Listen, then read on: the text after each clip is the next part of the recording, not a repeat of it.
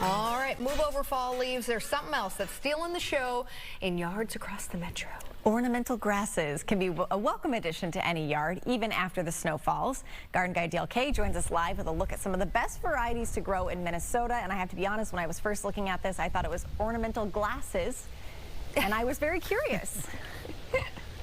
There, right there. There's my ornamental grasses. Ornamental grasses, of course, come in a wide array, tall, short. There's annuals, there's the grass that you walk on. Really a big, broad group of plants. This particular pennisetum here is an annual grass. It's more of a tropical. But this morning I want to talk a little bit more about the ones that come back year after year. And the best thing about those is they look good from the very start of the season all the way to the very bitter end. And the bitter end, you know, that's where we're headed here in just a few weeks or about a month or so. So let's take a look at some of my favorite grasses that you can incorporate into the landscape. And as I mentioned, you can get them tall, you can get them short. There's natives that you can incorporate. Really kind of if you've got like a little empty spot in your yard, you can incorporate an ornamental grass. The first one here, this taller one, is called flame grass. It gets quite tall.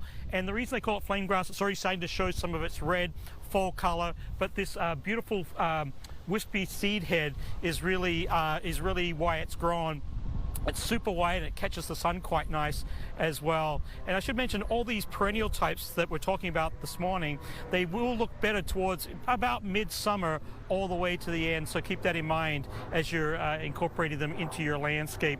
Another great one here is this big blue stem. It has also a reddish or a darkish fall hue to the color as well. Green through the summer and then develops the hue later in the season, which is quite nice. Talked a little bit about some native grasses. Prairie dropseed is a great one. You can buy them in gallons just like this. It has a wonderful, a little bit tricky to see, maybe I'll just put it up against my jacket there. It has actually a really dainty, quite beautiful little seed head that really dances on the breeze, which is quite nice. Great for naturalizing. And if you are going to naturalize, you can actually buy natives in trays that have like little cell packs just like this. So if you want to naturalize a bigger area, take a look out for natives that are sold in trays like that as well. Also, there's all the blue stems as well. There's big blue stem, there's shorter ones, quite a broad variety as well. This one here is carousel, and again it has a little bit of a fall hue to the foliage, and then also these fantastic seed heads as well. They're quite lovely in the landscape. If you're looking for something a little bit smaller, there's all these different types of sedges and oat grass. This one here is a Japanese sedge, has a lovely variegation in the margin. There's all the blue oat grasses as well. This is blue oat right there, and then this one here is moor grass or blue moor, and this has a wonderful that blue hue to it. Makes a really nice little landscape border. So if you're looking for an edge of your perennial garden or an edge of your landscape beds, this little blue moor grass would be quite nice as well. One of the other tall ones that I like is this Shenandoah. It has kind of a burgundy and green mix to the foliage, which is really quite spectacular. So you're going to get a two-tone color in the landscape, which is quite nice. And it also has a kind of a bluish hue to it, which is quite nice in the landscape. If you're looking for something that's really super hardy, Carl Forrester, it's that one that you see planted a lot of times commercial and commercial landscapes and kind of industrial landscapes. Has a very kind of weak flower head to it, but the best thing about Carl Forrester, this particular feathery grass, is it is super hardy. So planting late season like this, if you want something that'll take, this will definitely do it for you. Another nice reed grass is this Korean reed grass. It actually has a little bit more of a fluffier plume to it, which is quite beneficial too. Really kind of stands out as far as a showy flower. If you have a little bit of a shady spot, and yes, we all know that most grasses do grow better in the sun. They'll actually grow a lot quicker if they're in warmer temperatures. But if you're looking for a shade grass, this little Hackana Chloe grass right here, it has a wonderful yellowish, bright yellow hue to it, which really stands out in those kind of a shadier, not much light, so that foliage really stands out quite nicely.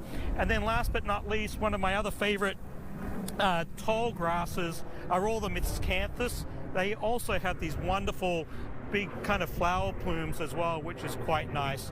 Now, for the most part, most grasses like a well-drained soil. Apart from that, they're very, very easy to take care of. So if you've got a clay soil, make sure you amend that with a little bit of compost, maybe even some peat moss. That will do quite nice. And then as far as pests and diseases go, that's almost non-existent. The best thing about them too, we talked about their length of season.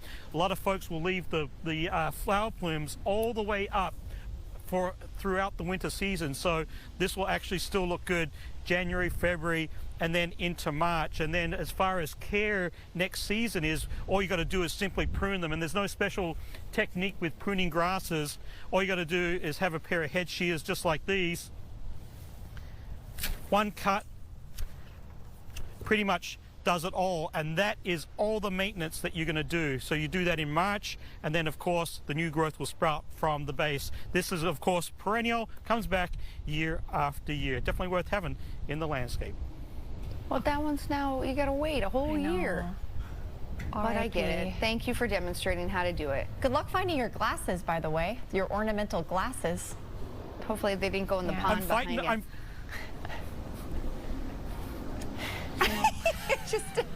No, I was going to say, okay, while I've got your attention, I was going to say I've been fighting this old age thing so hard that I don't even care if I don't find the glasses. It'll make my eyes work a little harder.